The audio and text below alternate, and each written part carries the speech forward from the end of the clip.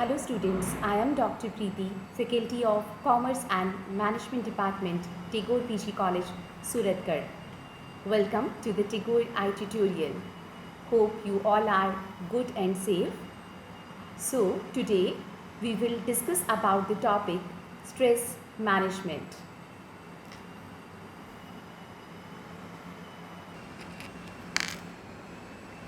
In this lecture, we will cover what is stress, distress and stress, effects of stress, reason of stress, and stress coping strategies. So, first of all, here we need to understand what is stress. What is stress? Actually, we come across the word stress every day. Undoubtedly, this modern life is full of stress. Managers, administrators, businessmen, government officials, students, housewives, almost everyone experiences stress in their day-to-day life. Actually, stress is a worry and pressure about that is caused by having too much to deal with. Means if someone is worrying about something but he or she cannot help himself or he or she cannot deal with it, so that is called stress.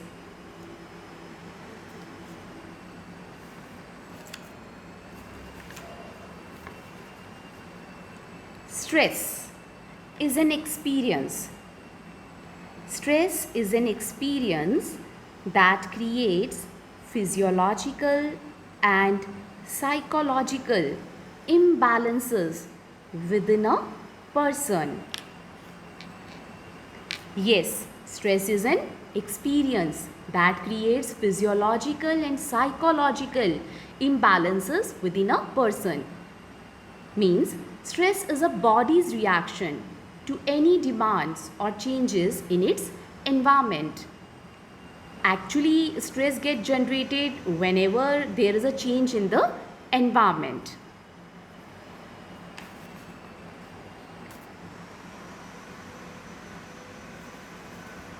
Now, distress versus stress.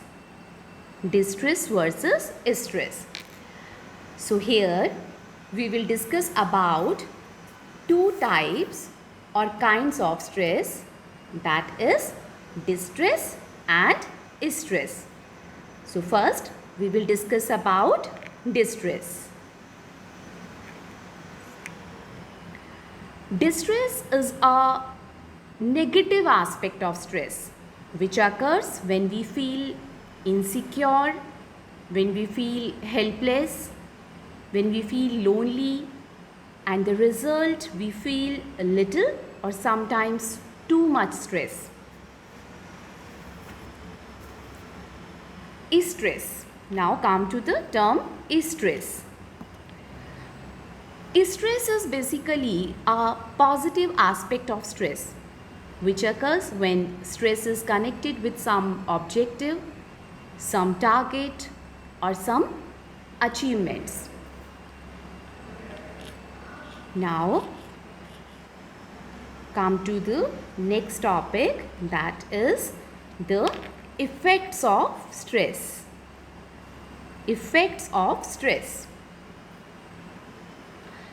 See, we all know that stress is always considered as a negative study. So let's discuss the different effects of stress. And the first one is in the form of the physiological symptoms. The first effect of stress is in the form of the physiological symptoms. See, as we all know that stress causes physical reactions like increased heart rate, too much headache, decrease in our body's temperature, and so many other health issues that are affected by stress. So these all are the physiological symptoms of stress. Now come to the second one. The second effect of the stress is in the form of the psychological symptoms. Psychological symptoms. Basically, stress also shows in various psychological symptoms like irritability, boredom, changes in mood, and some other emotional states also, sometimes lowered self-esteem. So these all are the symptoms that basically we can see these all are the psychological symptoms of the stress. Now come to the third one. The third effect of the stress is in the form of the behavioral symptoms. हमारे जो behavior में show होते हैं, that is known as the behavioral symptoms. So these symptoms include, we can say, like sleep disorder, consumption of alcohol, or we can say the too much consumption of alcohol, or smoking.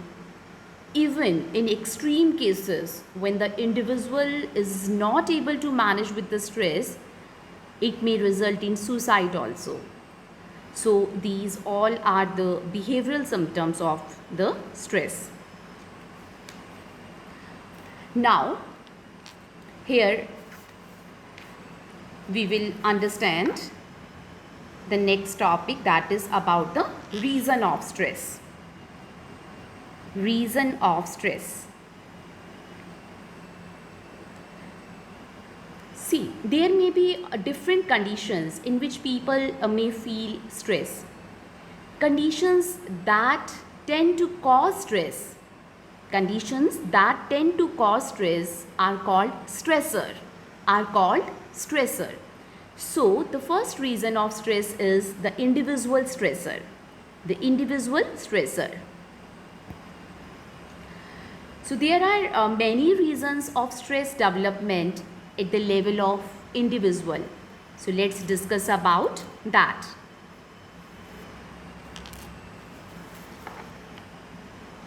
So the individual stressor. Yes, the first one under the category of individual stressor, the first one is the career development and changes. Career development and changes. See, demotion, promotion, transfer, these all are the changes that cause stress at the individual level. So the demotion, promotion, transfer, these all are connected with the career development and changes, and these all are the reason for the individual stressor. Now come to the second one. Personality type. Under the category of individual stressor, the second point is the personality type. Basically, there are two types of personality. Personality A and personality B. People with personality A are to be considered to experience more stress, as they are the people who want to achieve more in less time.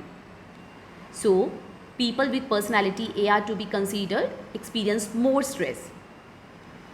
In contrast, type B people, they are actually totally opposite of the type A personality. They are really driven by the desire to obtain a number of things or participate in an endless growing series of events. So the type A personality people are considered to experience more stress. Now come to the third point under the individual stressor. That is the role characteristics. There is role stress due to role conflict. There is role stress due to role conflict. Role conflict arises because of incompatibility of two or more roles. Role conflict arises because of the incompatibility between the different roles that are played by the individual. Now come to the second category, that is the group stressor. So group stressor is further divided into two parts. So let's understand about the group stressors. See, group interaction affects human behavior. We all know that group interaction affects human behavior. There are some factors in group processes which acts as stressor. So let's understand that. And the first one is lack of group cohesiveness. Lack of group cohesiveness. Group cohesiveness means the feeling of togetherness in a group. The feeling of togetherness in a group. And it's really an important part of any group's success. But whenever this cohesiveness, this unity or this togetherness is denied in the group, it becomes very stressful for individual because they get some negative behavior from the group members. So the lack of group cohesiveness is definitely the biggest reason for the group stressor.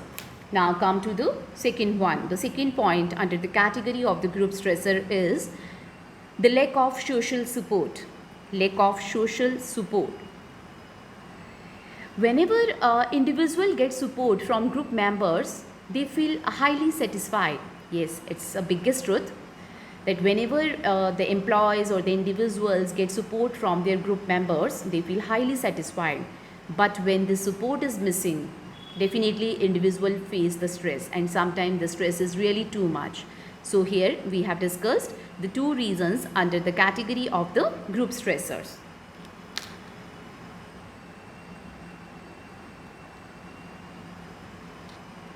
Now come to the third category, that is the organizational stressors. Organizational stressors. So the various factors in the workplace that cause organizational stressors. First one is the organization policies.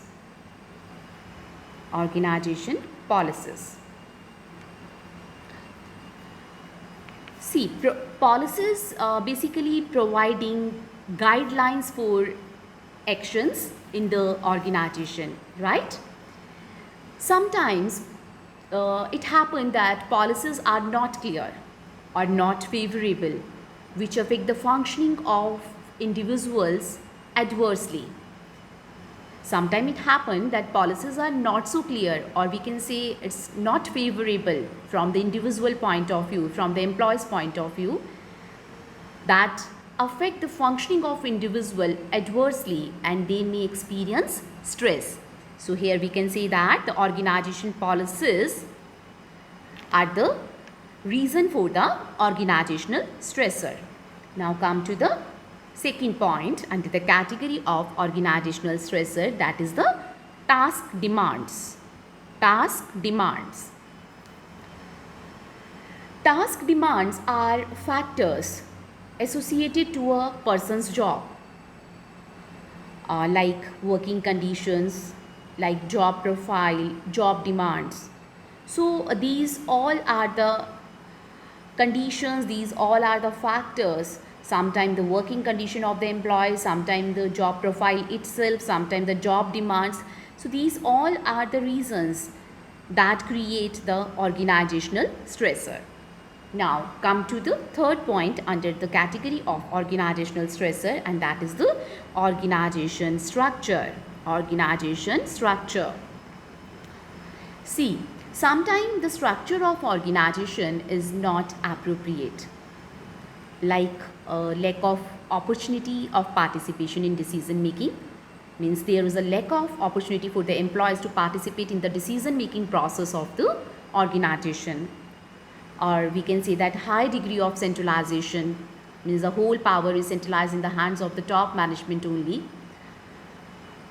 Or we can say the lack of opportunity for advancement, right? So these all are the reason that work as stressor. These all are the reason that work as stressor under this organization structure. Now come to the fourth one, that is the role demand. Role demand is basically relates to pressure placed on a person as a function of a particular role he or she play in the organization. Sometimes role itself creates stress for the employees, for the individuals. As there are different roles played by the employees in the organization, sometimes their roles create stress for them. So these all are the reason for the organizational stressor. Now, our next topic is stress coping strategy. Stress coping strategy, or we can say stress management. Stress coping strategy or stress management. See, stress management actually starts with identifying the sources of stress, because very often the few sources of stress in our life are not obvious. Managing stress means to coping with the different situation or find out the ways that we can reduce our stress. Managing stress means, or managing stress refers to coping with the different situations, or we can say that find out the ways that we can reduce our stress. So there are so many people who use unhealthy way to cope with the stress. Lots of people, we see that they use the unhealthy way to cope up with the stress, like smoking, use of alcohol, taking pills or drugs, or we can say withdrawing from the family or friends. So here we will discuss some healthier way. Here we will discuss some healthier way to avoid the stress or to manage the stress. So let's understand. So the first one is, the first point to cope up with the stress is avoid unnecessary stress. Avoid unnecessary stress.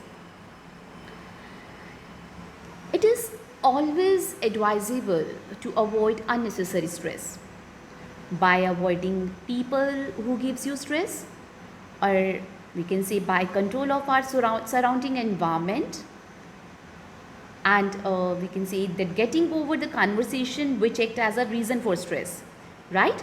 So these all are the unnecessary stressors. So here we can say that avoid unnecessary stress means to avoid the people who gives you stress, avoid the environment or the situation that gives you the stress, or getting over the conversation which act as a stressor for you. So this is the first strategy to manage with the stress. Now come to the second point, or the second strategy to reduce the stress, and that is alter the situation. Alter the situation. We all know that we can't avoid 100% stress. We all are agreed on this point that we can't avoid 100% stress from our life. So we have one option here, and that is what? That is the option that it is altering the situation. We can alter the situation. We all know that we can't avoid the 100% stress from our life, but we can alter the situation so that we will comfortable and we can easily cope up the stress. Now come to the third point. The third strategy to manage the stress is accept the things we cannot change. Accept the things we cannot change. Sometimes we have to accept the situations that may cause stress, because some situations in life are not in our hands. Yes, we are agreed on this point that some situation in our life are not in our hands. So we have to accept that situations. We cannot change it. Some situations are in our life that we cannot change it. But yes, there is a solution that we can mold ourselves. We can mold ourselves according to those situations. Right? We can mold ourselves according to those situations so that we can manage our stress. Right? So now come to the fourth one. The fourth strategy to reduce the stress or to manage with the stress is make time for fun and relaxation. This is really very important. To reduce the stress, this is really works like listening to music or going for walk or going to your favorite places or connecting with your best friends or the family members. So these all are basically, we can say, definitely reduce your stress level. These all are the strategies, these all are the ways that definitely help you to manage your stress, right? Now come to the fifth one, the fifth point, that is adopt a healthy lifestyle. This is the last point to manage the stress, and that is really very important also. So the last one and very important point is adopt a healthy lifestyle. See, we all know that a healthy mind always rests in a healthy body. Agreed? That healthy mind always rests in a healthy body. So it's always important to keep a healthy body. In order to keep a healthy body, we should eat a healthy diet, we should exercise regularly, and yes, get enough sleep also. So if all these points are taken into consideration, if all these points are taken into consideration, definitely we will be able to manage our stress in a much better way, and we can become good stress managers also. Yes, if we all consider these points, we will able to manage our stress and we can become good stress managers. So this is all about the stress management. Thank you so much for listening to me. For more videos, stay connected and subscribe our YouTube channel Tagore PG College iTutorial. Have a wonderful day.